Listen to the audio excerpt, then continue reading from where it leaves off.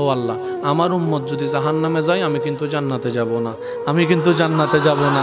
আমাকে সবাই উম্মতওয়ালা নবী নামে চিনে, উম্মতওয়ালা নবী নামে চিনে। আল্লাহ, আমি দুনিয়ার জমিনে যতবার কেঁদেছি আমার উম্মতদের জন্য কেঁদেছি, উম্মতদের জন্য কাঁদেছি। আমি গারে হেরার মধ্যে রব্বি হাবলি উম্মতি বলেছি, আমি গারে হেরার মধ্যে রব্বি হাবলি উম্মতি বলেছি, তাহাজ্জুদের নামাজে রব্বি হাবলি উম্মতি বলেছি, সারাটা জীবন শুধু উম্মতের কথাই বলেছি। সুবহান। এবার নবী বলে, আল্লাহ তুমি তো সর্বক্ষমতার অধিকারী। আল্লাহ 800, 700, 600 বছরের এরকম এবাদতকারী অনেক নবীর উম্মত আছে। আমার উম্মত যেগুলো আছে 40, 50, 60 বছর, তোর মধ্যে 40 বছর দেখা যায় শুধু গুনাহ আর গুনাহ, গুনাহ আর গুনাহ, গুনাহ আর গুনাহ। কেউ সাপ্তাহিক নামাজি আছে, কেউ 5 ওয়াক্তের মধ্যে 3 ওয়াক্ত পড়ে। 1 ওয়াক্ত নামাজ পড়লে অনেক সময় কেউ অহংকার করে নামাজ নষ্ট করে ফেলে, কেউ রিয়া করে নামাজ নষ্ট করে ফেলে, কেউ গীবত করে নামাজ নষ্ট করে ফেলে। কথা বলেন ঠিক কি না? কেউ মানুষকে জান্নাত পাওয়ার জন্য যদি সওয়াব কামানোর জন্য দান করা হয়, একবার দান করে আজীবন খোটা দিয়ে দিয়ে সে দানটাও নষ্ট করে ফেলে। কথা বলেন ঠিক কি না? একবার হজ করেছে সওয়াব কামানোর জন্য, গুনাহ মাফ করার জন্য, হজের মধ্যে গিয়ে সেলফি তুলতে তুলতে হজটাও শেষ করে দিচ্ছে। নবী বলে, আল্লাহ আমার উম্মত যদি জাহান্নামে থাকে আমি কিন্তু জান্নাতে যাব না। আল্লাহ আমি যদি জান্নাতে যাই আমার উম্মতকে সাথে নিয়ে যাব, উম্মতকে নিয়ে। আল্লাহ তুমি এবার যা করার তুমি করো, তুমিই তো বিধানদাতা, তুমিই তো আইন বানানেওয়ালা, তোমার যা মন চায় তুমি তা করতে পারো। দিনকে রাত, রাতকে দিন যদি তুমি বানাও কার কি বলার আছে? আল্লাহ আমি তোমার উপর ছেড়ে দিলাম। রব্বুল আলামিন বলে, হাবিব আপনার উম্মতের ব্যাপারে আমি আল্লাহ আপনাকে নারাজ করব না, আপনাকে নারাজ করব না, নারাজ করব না। ওয়ালা সাউফা ইউতিকা রব্বুকা ফাতারদা শব্দটার যদি দিকে খেয়াল করে থাকি অনেক কিছুই আমাদের ক্লিয়ার হয়ে যাবে।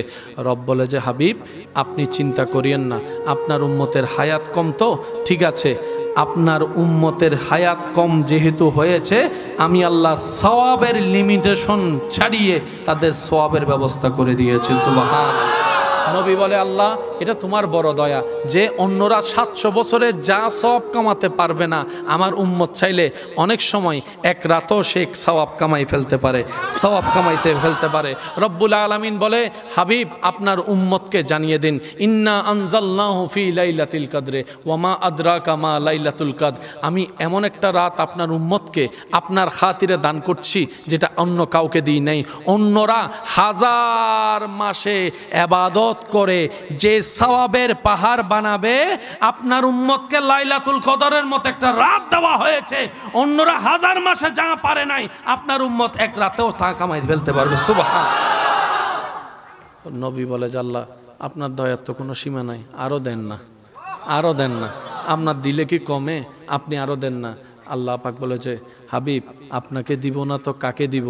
ইন্না আতাইনা কাল কাউসার কাউকে দিই নাই, আমি আল্লাহ আপনি নবীকে দান করেছে। সুবহানাল্লাহ।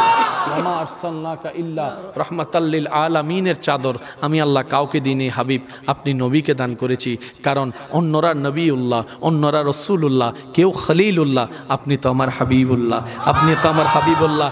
কেউ আমার দেখার তালাশে আছে আর আমি আল্লাহ আপনাকে সুবহানাল্লাযী আসরা বিআবদিহি লাইলাম মিনাল মসজিদিল হারাম ইলাল মসজিদিল আকসা, আমি আল্লাহ আপনাকে মক্কা থেকে মেরাজ করে লা মকানে নিয়ে এসেছি, লা মকানে নিয়ে এসেছি।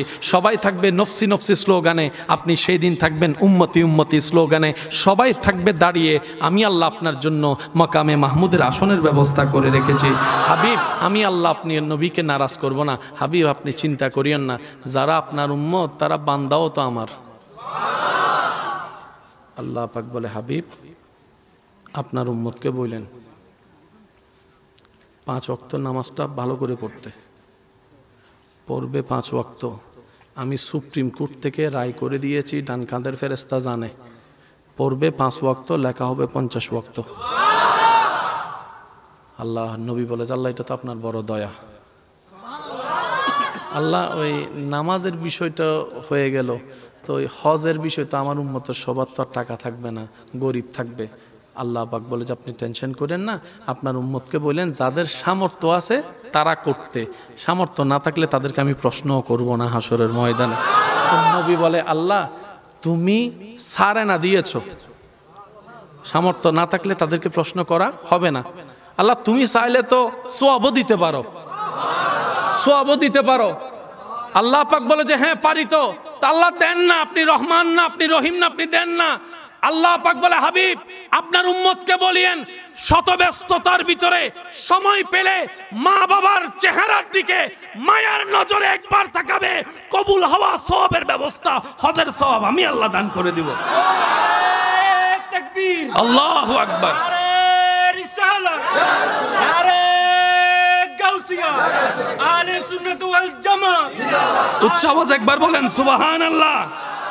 নবী বলে যে আল্লাহ হজরটাও দয়া করে দিলা, তো রোজাটা? আল্লাহ পাক বলে যে কি করতাম, আমার উম্মত অনেক সময় তো ব্যবসার কাজে বাইরে যাওয়া লাগবে, গরমে গরমে রোজা রাখতে পারবে, যদি রোজা ভাঙিয়ে ফেলে গুনাহ হয়ে যাবে। আল্লাহ পাক বলে আপনার উম্মতকে বলে দিলেন যদি পারে রাখতে, না পারলে কষ্ট করে রোজা রাখার দরকার নেই, পরে রেখে দিবে। আল্লাহ আমার উম্মতের হায়াত তো কম, 40 বছরের রোজা পাইবে আর কয়টায় পাবে? 40টা পাইলেও বয়স ছোট হওয়ার কারণে 12 বছরের দিকে চলে যাবে, অল্প রোজা পাবে। অন্য উম্মতেরা এতগুলো রোজা নিয়ে যাবে, আমার উম্মত কম নিয়ে যাবে, এটা তো হয় না। আমার উম্মত ছোট হওয়া মানে তো আমি ছোট হওয়া। আল্লাহ আপনি আমাকে ছোট করবেন? রব বলে যে না, আমি কেন আপনাকে ছোট করবো? ওয়ারা ফান আলাকা জিকরা, কাউকে বলি নেই, আপনি নবীর ব্যাপারে বলেছি, আপনি নবীর ব্যাপারে বলেছি। এবার নবী বলে আল্লাহ একটু দয়া করেন না, আমার উম্মতের আমল নামা যেন একটু বেড়ে যায়, অল্প সময়ে বেশি বেতন যেন পায়। আপনি চাইলে তো পারেন, আপনি চাইলে তো পারেন। এবার রব বলে হাবিব আপনার উম্মতকে বলবেন রমজানের সর্বোচ্চ রোজা সবগুলা রাখার পরে ঈদের চাঁদে শাওয়াল মাসে যেন সে 6টা রোজা রাখে, যে 6টা রোজা রাখবে তার আমল নামায় 365টা রোজা রাখার সওয়াব আমি আল্লাহ দান করে দেব। কঠিন হচ্ছে না সহজ? আরেকটু জোরে। নবী বলে যে আল্লাহ আপনাদের কি কষ্ট হচ্ছে ভাইয়া? নবী বলে যে আল্লাহ এটা তো তোমার দয়া, তো 24 ঘন্টার মধ্যে তো 5 ওয়াক্ত নামাজ পড়তে 1 ঘন্টা না লাগে, বাকি সময় আমার উম্মত কি করবে? একটু সওয়াবের ব্যবস্থা করে দাও না। রব বলে যে যান, সেটাও দিলাম, আপনার উম্মতকে বলবেন খাওয়াটা যেন আপনার সুন্নত মোতাবেক খাই, বসাটা যেন আপনার সুন্নত মোতাবেক খাই, ব্যবসাটা যেন আপনার সুন্নত মোতাবেক, সুবহানাল্লাহ জোরে বলি, হাঁটাটা যেন আপনি নবীর সুন্নতকে অনুসরণ করে, কথা বলা যেন আপনি নবীর সুন্নতকে অনুসরণ করে আপনার উম্মতকে বলবেন প্রত্যেকটা কাজ যেন সর্বোচ্চ চেষ্টা করে আপনার সুন্নতকে অনুসরণ করে, তাহলে কাজে কাজ হয়ে যাবে। আমি আল্লাহ কাজের বিনিময়ে সওয়াবের ব্যবস্থা করে দেব, সওয়াবের ব্যবস্থা করে দেব। শুধু তাই নয়, আপনার উম্মতকে বলবেন এক ভাই আরেক ভাইকে সাক্ষাৎ হলে সালাম দিলে সওয়াব হবে, হাত মুসাফা করলে হাত ছোটার আগে আমি আল্লাহ গুনাহ মাফ করে দিতেও রাজি আছি। সুবহান।